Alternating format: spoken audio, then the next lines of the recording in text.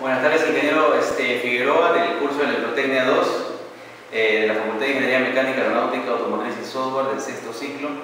En primer lugar nos presentamos, mi nombre es Grayson Contreras, y a mi compañero Chiquillo Sánchez, Nelson Valverde y Arraiza García.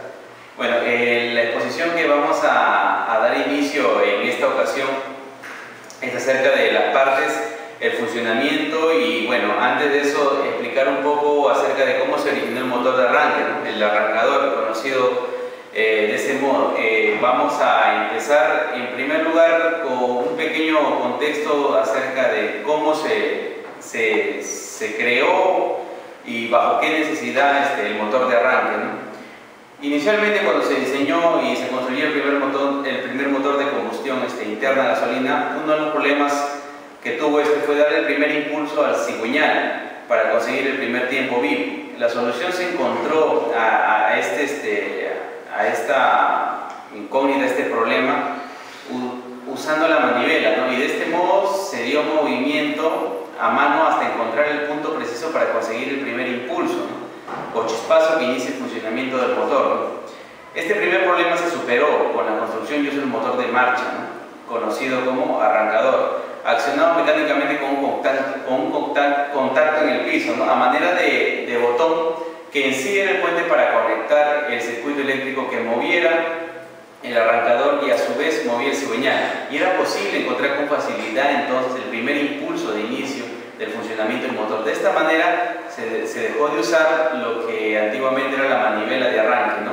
Actualmente se tiene un arrancador moderno con mando magnético, ¿no? Accionado por un botón en el tablero o un contacto de retorno automático en la llave de encendido o en la llave de contacto, ¿no? Y en sí nos preguntamos nosotros cuál es la finalidad de haber creado el motor de arranque, ¿no?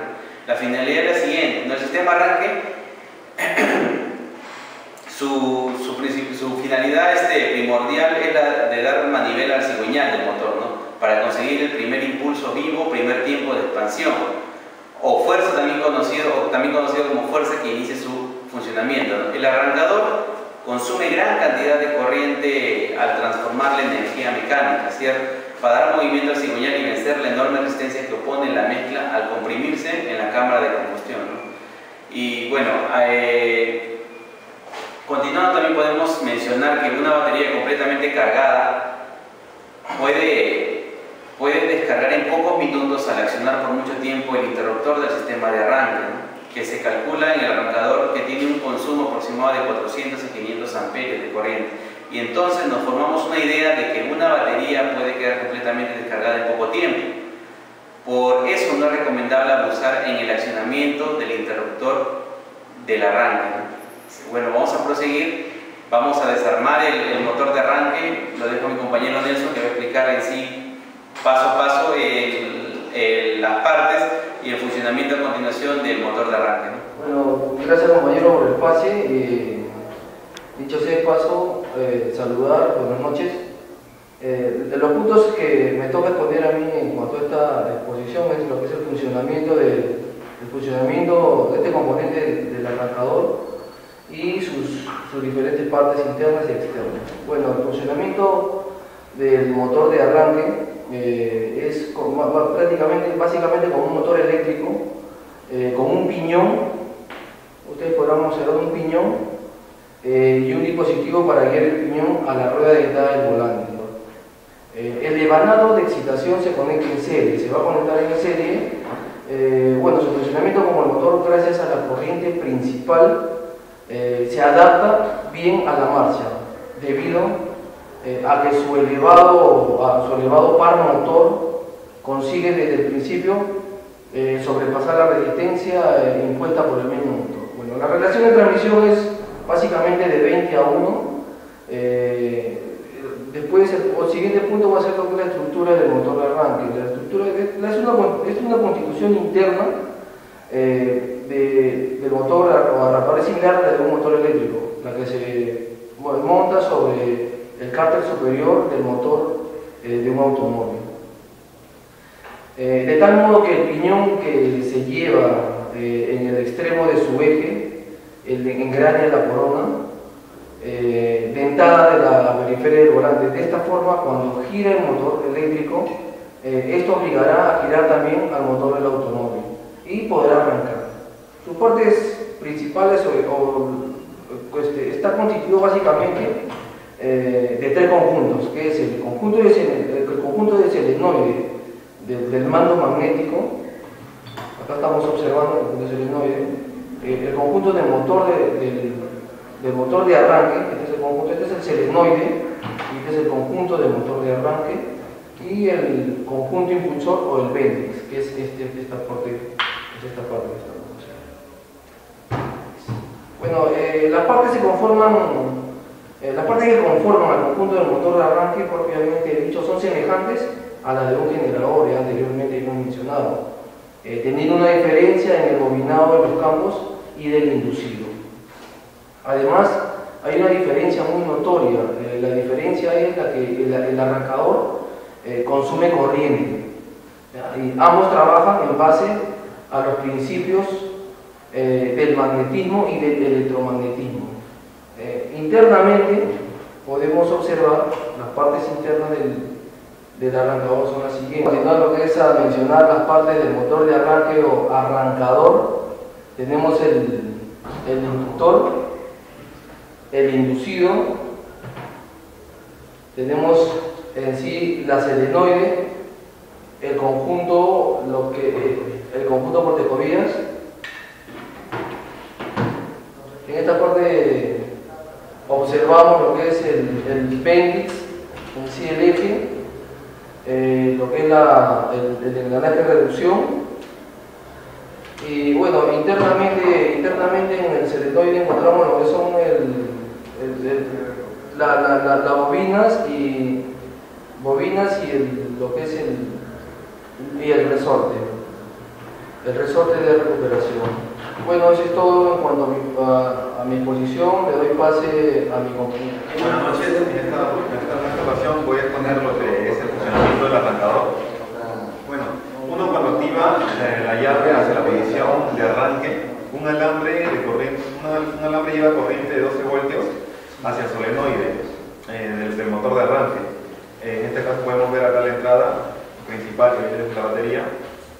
El solenoide tiene un campo magnético que al ser activado hace dos cosas. Primero, desliza un pequeño engranaje llamado Bendix, que es el de acá, que podemos ver, hacia los dientes de la volante. Y al mismo tiempo hace un puente de corriente positiva, entre el cable de llegada al motor desde la batería. ¿Con qué fin? Con el fin de que el motor arranque dé vueltas rápido mediante un sistema de fuerzas para que el engranaje pequeño dé vueltas a la volante y así dé inicio al motor. Pero ¿cómo sucede todo esto? Cuando se pone el interruptor encendido en la posición de start, la corriente de la batería fluye hacia las bobinas de tiro y retención del solenoide.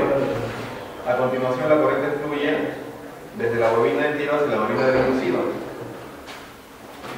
En esta parte de acá, el inducido. A través de la bobina del campo, haciendo girar la bobina del inducido, como podemos ver, esta bobina. Empieza a girar a una baja velocidad.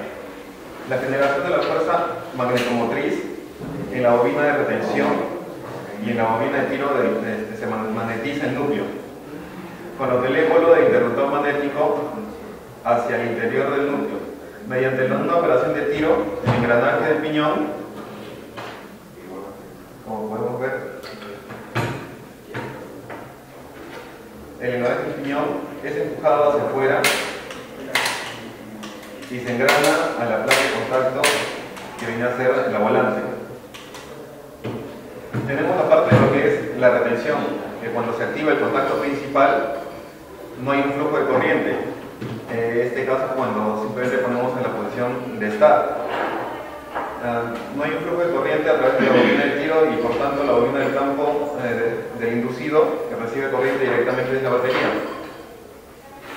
Entonces la bobina del inducido inicia una revolución a alta velocidad. este componente de acá empieza a girar a una alta velocidad. Una alta velocidad.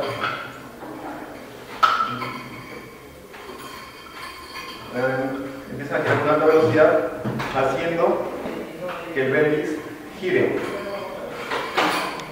En ese momento mantiene su posición únicamente por la fuerza magnética ejercida por la bobina de retención que está en el solenoide.